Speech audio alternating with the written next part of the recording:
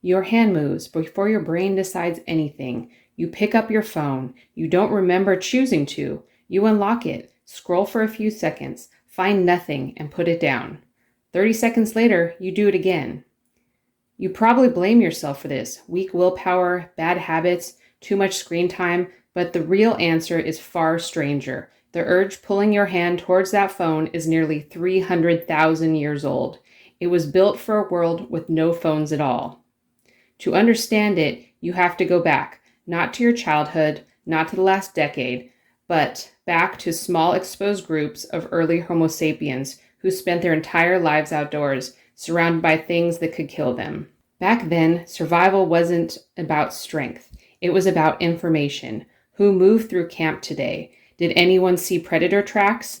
Is the group still intact? Has anything changed? Your ancestors who checked constantly, who scanned their environment again and again, live longer than the ones who didn't. The ones who stopped checking sometimes didn't get a second chance.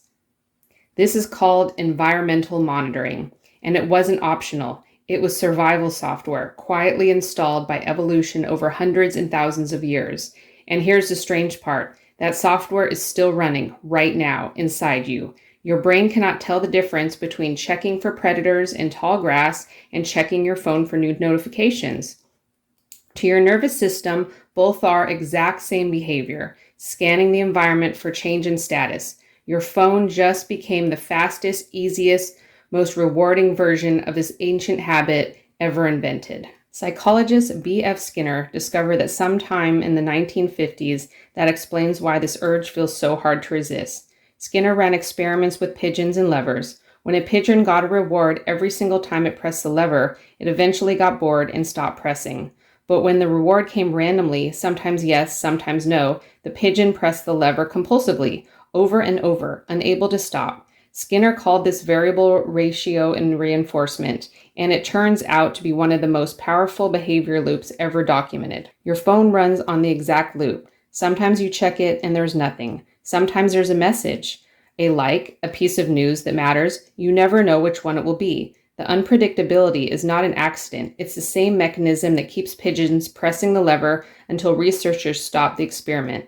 Your ancestors' brains were wired for unpredictability rewards too, because the natural world was unpredictable. A berry bush might be full one day and empty the next. Checking paid off just often enough to keep the habit alive. But there's a second, older force at work here, and it isn't about information. It's about people. Anthropologist Robin Dunbar spent decades studying primate social groups with human evolution. He found a consistent pattern. The size of a primate social group correlates directly with the size of the specific region of the brain, the neocortex. The bigger social groups, bigger neocortex. Humans with our unusually large neocortex evolved to track roughly 150 relationships at once. This became known as the Dunbar number. Why does this matter for your phone? Because for nearly all human history, your survival depended on your social standing, not your bank account, not your job title, your relationships, who trusted you, who would share food with you, who would defend you if something went wrong. Losing social connection wasn't just uncomfortable back then, it was often a death sentence. So your brain built a constant background process to track your social standing. Am I still included? Has anything changed in my group? Does anyone need me? This process never fully turns on because for most of human history, turning it off would get you killed. Now think about what your phone notification actually represents to that ancient tracking system. A red circle with a number on it locks to your nervous system, exactly like a red signal that your social status has changed. Someone thought of you. Someone responded. Someone might need something from you. Your brain doesn't know it's a stranger's comment on a photo or from 3 years ago. It just knows status update detected. Check immediately. Here's where it gets even stranger. Neuroscientist John Cacioppo, who spent much of his career studying loneliness, found that social disconnection doesn't just feel unpleasant. It activates the same brain regions associated with physical pain.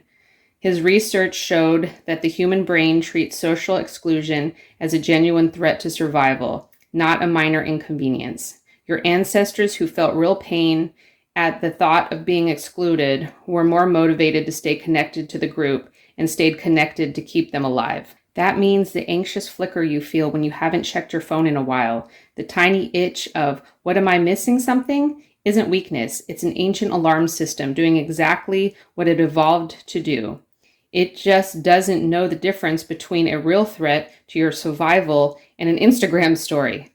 Think about how strange this really is. You are a person standing in a grocery store checking line, completely safe, surrounded by fluorescent lights and processed snacks, and some part of your brain believes it still needs to scan for danger and confirm it's in place in the tribe.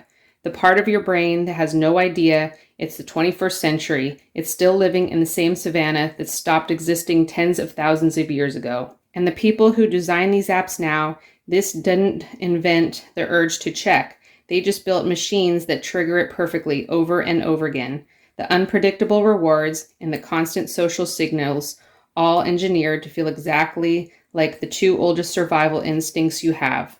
Watch your environment and protect the place in the group. So what do you do with this knowledge? You can't delete 300,000 years of evolution. You're not going to out-willpower survival instincts that kept your ancestors alive long enough to have you, but you can understand it, and understand changes the game entirely. Because the moment you recognize that urge for what it actually is, an ancient alarm mistaking the screen for a savanna, it starts to lose some of the grip. The next time your hand drifts towards your phone for no reason, pause for 1 second. Ask yourself what your body actually thinks is happening.